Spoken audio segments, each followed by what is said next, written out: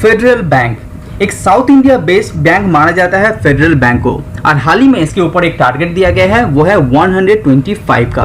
और ये टारगेट दिया गया है एक्सिस सिक्योरिटीज ब्रोकरेज फर्म के द्वारा, जो आगे आने वाले 1 साल के अंदर अचीव हो सकता है, ये एक्सिस सिक्योरिटीज का मानना है।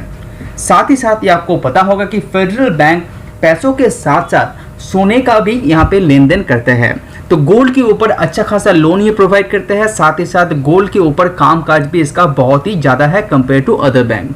तो ये जो टारगेट है, इसके पीछे का रीज़न बताते हुए कंपनी का जो लेटेस्ट क्वार्टर ने जो यहाँ पे परफॉर्मेंस देखने को मिल रहा है फेडरल बैंक के ऊपर, उसको देखते हुए ये टारगेट दिखाई दे रहा है, जो करीब करीब 25% का अपसाइड आपको दिखाई दे रहा है फेडरल बैंक के अंदर। और ये फेडरल बैंक के ऊपर जो टारगेट यहाँ पे दिया गया है, उसके पीछे का रीजन ढूंढने की कोशिश करेंगे तो आपको बहुत सारा रीजन आपको मिल जाएगा, क्योंकि कंपनी का जो ग्रॉस एडवांसेस है उसके अंदर यहाँ पे बढ़ोतरी दिखाई दे रहा है, जो 9.5% का बढ़ोतरी दिखाई दे रहा है साल वर्ष साल के द्वारा। साथ ही साथ कंपनी का यहाँ पे जो टोटल डिपॉजिट की बात करें, तो जहाँ पे कंपनी का फेडरल बैंक के अंदर पैसा जमा होता है उसकी बात करें, तो यहाँ पे उसके अंदर 5.3% का ग्रोथ आप ईयर ऑन ईयर बेसिस आपको देखने को मिलेगा। अगर आप फेडरल बैंक के अंदर कासा रेशियो की बात करें, जो करंट अकाउंट सेविंग अकाउंट की बात करें, तो वहाँ पे कंपनी 15% का ग्रोथ यहाँ पे दिखाया है। तो बैंक के अंदर ग्रोथ तेजी से बढ़ रहा है, इसीलिए बैंक के अंदर जो अकाउंट का नंबर है वो भी ग्रोथ दिखा रहा है। और अब कासा रेशियो की बात करें तो वहां पे 36.94% आपको देखने को मिलेगा। यहाँ पे कस्टमर डिपॉजिट के अंदर 8.9% का ग्रोथ आपको दिखने को यहाँ पे मिल रहा है। साथ ही साथ दिसंबर क्वार्टर के अंदर फेडरल बैंक का आप नेट प्रॉफिट देखते हैं तो वो पिछले साल दिसंबर क्वार्टर से अच्छा खासा था, जो 29% का अपसाइड आप लोगों ने देखे होंगे। तो यहाँ पे जो प्रोविजन की बात है वो भी कंपनी का डिक्रीज आपने फॉलो किए होंगे। तो यहाँ पे क्या हो रहा है, कंपनीज यहाँ पे बहुत सारा लोन ले रहे हैं, तो वो आपको देख लेना चाहिए।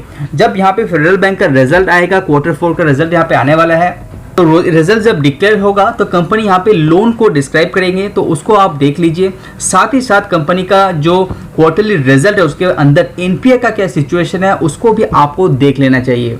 लेकिन यहाँ पे कुछ कारण यहाँ पे बताया है जिसके चलते एक्सिस सिक्योरिटीज ने एक 125 का टारगेट दिया है। उसके पीछे का मेन कुछ रीज़न ऐसा भी है कि बहुत सारा कंपनीज यहाँ पे प्राइवेट कंपनीज यहाँ पे लोन ले रहे हैं, जिसके चलते कंपनी अपना जो कैपेक्स है वो इंक्रीज कर रहे हैं। रिसेंट सिचुएशन में मार्केट के अंदर डिमांड बहुत ज़्यादा है, जिसके चलते कंपनी अपना कैपेक्स में पैसा इन्फ्यूज कर रहे हैं। उसके लिए बैंक में आना पड़ेगा, तो फेडरल बैंक के अंदर लोन ग्रोथ को आपको डिटेल्स में देखना पड़ेगा। हालांकि यहाँ पे आप जो एडवांसेस के अंदर ग्रोथ आप देख पा रहे हैं 9.5%, इसके अंदर भी आपका जो कितना रिटेल लोन है, कितना आपने जो होलसेल के अंदर लोन बांटा है उसको डिटेल्स में आप देखिए, उसके बाद ही अपने डिसीजन खुद लीजिए। अगर आप फेडरल बैंक को लॉन्ग टर्म के हिसाब से सोच रहे हैं तो ये बैंक आपको अच्छा लगने वाला है, क्योंकि लॉन्ग टर्म के हिसाब से कंपनी यहाँ पे सेल के अंदर कंपनी का जो सेल है यानी कि यहाँ पे जो रेवेन्यू है वो आपको बहुत अट्रैक्टिव लगने वाला है, क्योंकि मार्च 2010 में कंपनी जहाँ पे 3600 करोड़ का रेवेन्यू अर्न करता था वो यहाँ पे करीब करीब 5 गुना हो गया है with in 12 years. Net profit की बात करते हैं वो भी करीब करीब यहाँ पे 4 गुना हो गया है विद इन 12 ईयर्स। तो यहाँ पे कंपनी का अंदर ग्रोथ जारी है, हर साल कंपनी यहाँ पे ग्रोथ कर रहे हैं, क्योंकि साउथ के अंदर आपको पता होगा लोन जो गोल्ड के अंदर कारोबार यहाँ पे बहुत ज़्यादा होता है। साथ ही साथ कंपनी यहाँ पे अपना जो एडवांसेस है वो ग्रो कर रहा है, कंपनी का जो डिपॉजिट ग्रोथ है वो भी हर साल आपने देखे होंगे, तो ग्रोथ में भी वो जारी है। सबसे इंपॉर्टेंट बात यहाँ पे कंपनी का एनपीए, वो थोड़ा सा सिचुएशन यहाँ पे खराब होते हुए दिखाई दे रहा है, लेकिन आगे आने वाले क्वार्टर मैनेजमेंट का कहना है कि एनपीए के अंदर कंट्रोल आप देख पाएंगे आगे आने वाले कुछ क्वार्टर के अंदर। तो ये पॉजिटिव है, लेकिन फिर भी आपको क्वार्टरली रिजल्ट को ध्यान से देखना पड़ेगा।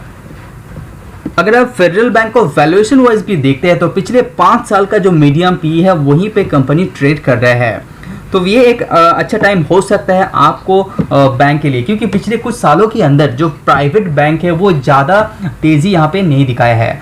हालांकि फेडरल बैंक यहाँ पे पिछले जो डाउन था वहाँ पे अच्छा खासा तेज़ी दिखाया है, लेकिन जिस तरह से ग्रो होना चाहिए था उस तरह से यहाँ पे नहीं हुआ है।